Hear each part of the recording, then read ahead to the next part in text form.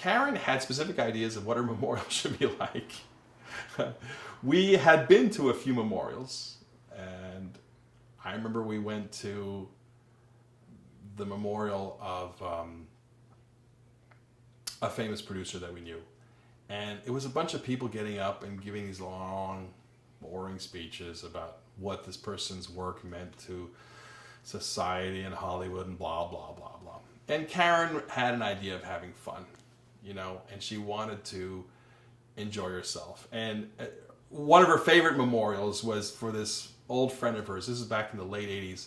This guy named Jack Starrett, who was a director and an actor and an inveterate drunk.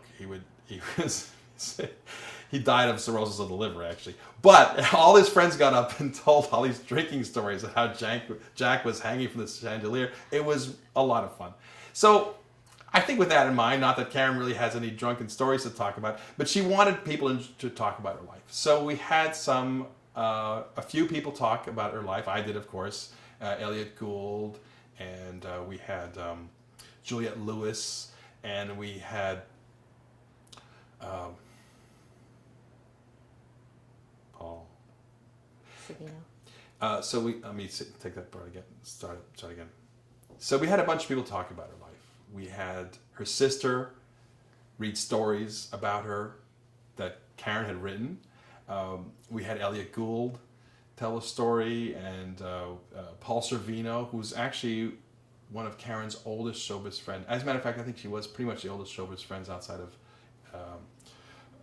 Henry Jaglom. And then we had Juliette Lewis, Lee Purcell, who was her old friend, and a number of other people tell a few stories. But it wasn't just stories. It wasn't people giving speeches. We had performances of Karen's play.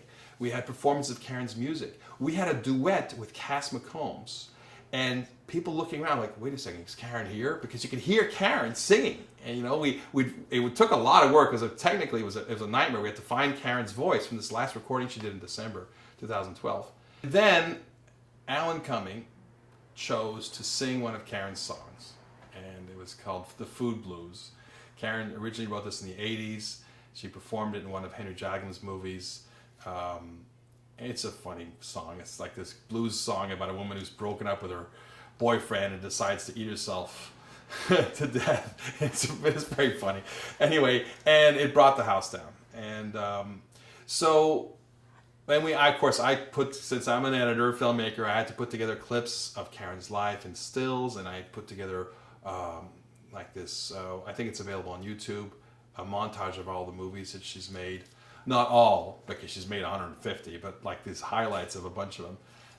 It's like a 10-minute piece. And anyway, it was a wonderful, wonderful evening. And several people have told me it was the best memorial that had ever been to.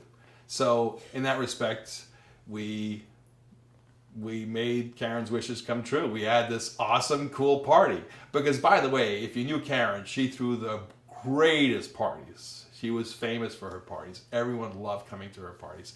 And her very last party was simply the best.